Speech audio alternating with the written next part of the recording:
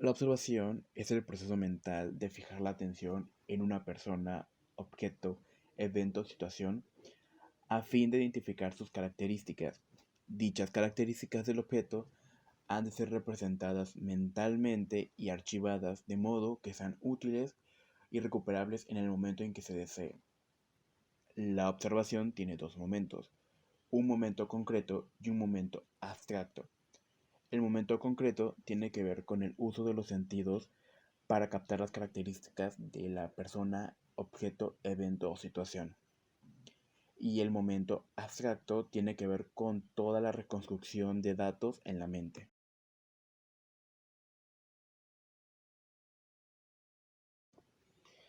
El proceso de la relación se da una vez se obtienen datos que son el producto de la observación y la comparación. La mente humana realiza abstracciones de esa información y crea nexos entre los datos, los informes, experiencias previas y teorías. Establecer relaciones es conectar los resultados de la exploración, vincular la información y por lo tanto es una habilidad del pensamiento un poco más compleja. Cuando surge la pregunta, ¿cuáles son las características esenciales de los insectos? Se espera una respuesta que liste los datos de estos animales. Pero si se pregunta qué relación existe entre los insectos y los arácnidos, entonces se tiene que realizar una comparación de las características de ambos tipos de animales, conectar los datos y localizar las diferencias y semejanzas para que una vez hecha la comparación se puedan establecer vínculos entre los componentes de esa información. En la relación se llega un paso más allá en el procesamiento de la información, es decir, se consideran pares de características de una misma variable provenientes de la comparación y se conectan mediante nexos. Un ejemplo, el libro tiene un precio más alto que el cuaderno. El proceso de comparar es una extensión de la observación. Se puede realizar entre dos o más objetos, personas, eventos o situaciones. Cuando se quiere comparar algo, lo primero que hay que identificar son los elementos en común o los elementos únicos que pueda haber entre lo que se quiere comparar. El proceso de comparar se trata de identificar y establecer diferencias y semejanzas. Las semejanzas van a ayudar a generalizar y las diferencias a particularizar, y en consecuencia de ambas, a comparar. En la comparación, el concepto de variable facilita el proceso, pues se trata de identificar y especificar variable por variable las características que hacen que los pares de personas, objetos, eventos o situaciones sean semejantes o diferentes entre sí.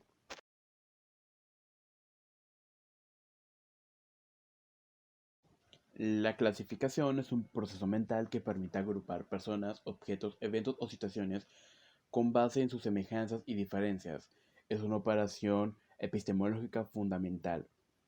La clasificación permite identificar personas, objetos, eventos o situaciones que jamás se han visto, identificar o definir conceptos y plantear hipótesis. Esto permite realizar dos tipos de operaciones mentales. La primera es agrupar conjuntos de personas, objetos, eventos o situaciones en categorías denominadas clases. El segundo es establecer categorías conceptuales.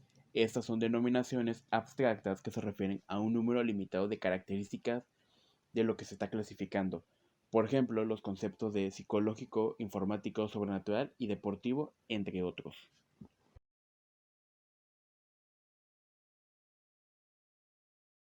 El pensamiento interrogativo se utiliza principalmente para poder entender la realidad. Desgraciadamente, esto puede ser más complicado de lo que parece. Prácticamente en cualquier situación existe una multitud de factores que interactúan entre sí y que se afectan mutuamente, por lo cual no existen respuestas fáciles. Es por eso que el pensamiento interrogativo utiliza la racionalidad y la lógica para tratar de descomponer cada problema y situación en sus factores más pequeños. Solo de esta manera es posible tratar de encontrar una solución o una respuesta satisfactoria. La investigación científica es uno de los campos en los que más se utiliza el pensamiento interrogativo, ya sea para probar una teoría o desarrollar el conocimiento existente en un área, como la química o la física. Pero no solo los científicos tienen la tarea de utilizar el pensamiento interrogativo de manera habitual. Nosotros, en nuestra vida cotidiana, nos topamos con muchas situaciones donde hay que elegir entre dos o más opciones que tienen tanto ventajas como desventajas.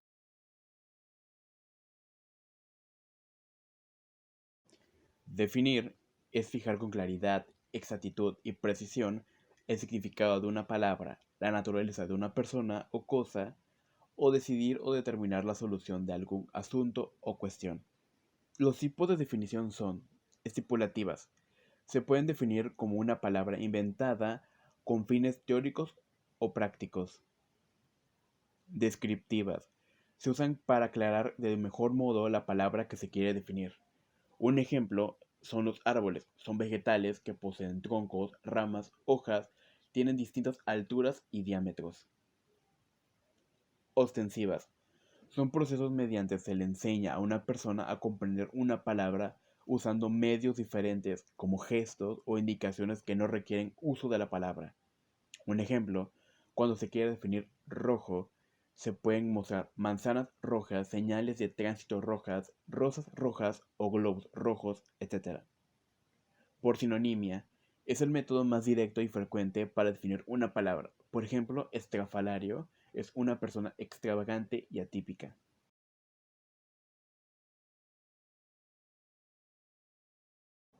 Describir consiste en dar cuenta de las características que tiene una persona, un objeto, un evento o una situación. En el nivel reflexivo de pensamiento también se describen las relaciones, las causas, los efectos y los cambios que presentan esos objetos, situaciones o fenómenos. La descripción es el proceso mediante se informa de una manera clara, precisa y ordenada las características del objeto de la observación.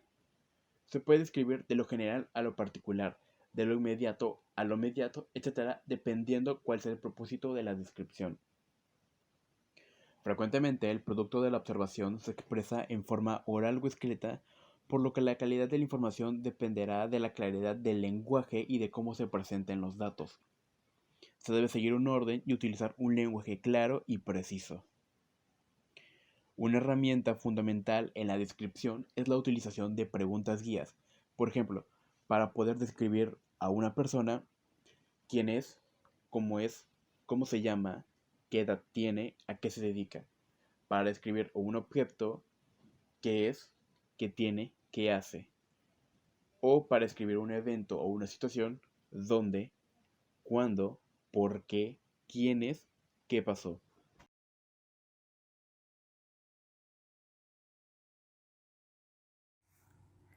¿Qué es la narración? Una narración es una sucesión secuencial de eventos o acciones que son realizadas por personajes reales o imaginarios, en un lugar determinado y durante una cantidad de tiempo determinada, contada por alguien de una manera específica. La narración como habilidad del pensamiento es de suma importancia porque ayuda al ser humano a desarrollar la habilidad de expresarse de manera escrita y de manera oral, así como desarrollar la habilidad para narrar situaciones y eventos que han sucedido en su vida. Existen dos tipos de narraciones. La primera es la oral, que se refiere a aquella que se expresa de manera hablada, es decir, mediante el lenguaje y la voz, y la otra es la narración escrita.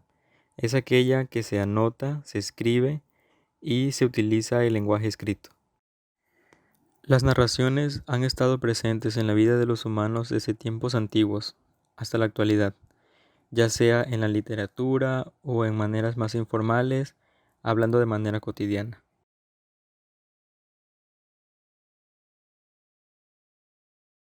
La explicación es un proceso cognitivo que manifiesta el qué, el cómo, el por qué y el para qué de un suceso o materia. De esta manera se transmite un conocimiento o un significado que permite hacer inteligible el asunto explicado. Una explicación se articula a través del lenguaje. Esta debe ser coherente, lógica y estar destinada a un interlocutor competente. Las explicaciones que se brindan a los niños deben ser adecuadas a su capacidad intelectual y emocional. Por eso la pedagogía y la didáctica tienen que estar adaptada a las distintas edades. Por lo tanto, la explicación contiene argumentos que apoyan la explicación para que ésta sea válida. Y eso nos lleva al siguiente tema. La argumentación. Esta es una práctica discursiva de tipo racional en la cual un locutor define un punto de vista confrontándolo con el de un contrincante real o potencial. Esta práctica discursiva presupone, por una parte, la existencia de una contradicción, de una confrontación de puntos de vista, y por otro lado, presupone la existencia de una pluralidad de opciones entre las cuales escoger. Existen diferentes tipos de argumentos. Entre ellos destaca los persuasivos, de acuerdo a su tipo de función, los argumentos según su contenido y los argumentos de acuerdo a su finalidad. Los argumentos como habilidad de pensamiento son muy útiles, ya que en un debate permiten a los contrincantes poder dar diferentes puntos de vista y defender una idea.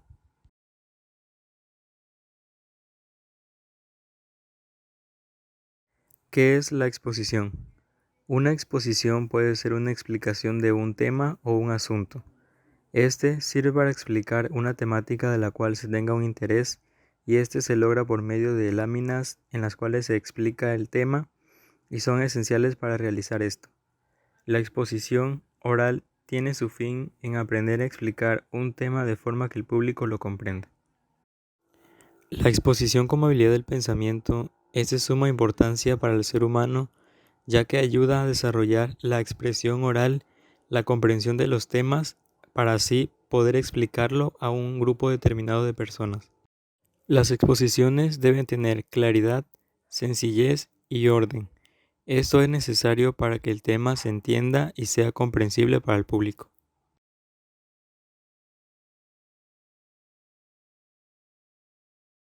El caos y el orden implicados son dos fuerzas que continuamente trabajan entre sí. El caos no necesariamente debe ser sinónimo de algo negativo o destructivo. En ocasiones esto conlleva a una mejora, en este caso al orden. En nuestra vida cotidiana están presentes ambas cosas, y ambas cosas son necesarias para llevar un equilibrio en nuestra vida. Podría pensarse que el caos no es necesario o que es algo malo, pero la realidad es otra, ya que ambas cosas son necesarias. En ocasiones se necesita un poco de caos para poder llegar al orden, tal y como sucedió cuando el hombre conoció el fuego y esta herramienta le fue de mucha utilidad. Es necesario que conozcamos sobre esto, ya que si sabemos manejarlo, podríamos mejorar nuestro comportamiento y ciertas actitudes en nuestra vida cotidiana y afrontar de una mejor manera las situaciones que la vida nos trae.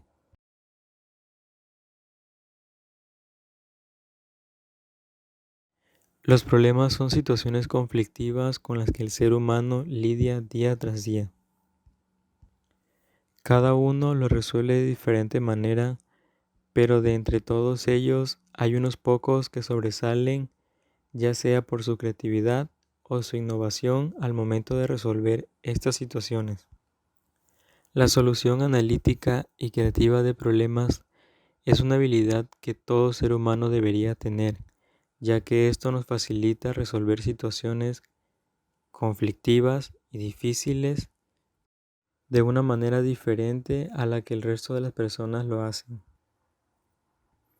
Una solución creativa conlleva un análisis, un proceso mental que detenidamente requiere el análisis de la situación para determinar las posibles soluciones que éste puede tener y optar por aquella que sea la más factible, la más accesible y la más fácil de realizar. Esto es de suma importancia para el ser humano, ya que lo hace más creativo y más práctico en el momento de resolver sus problemas.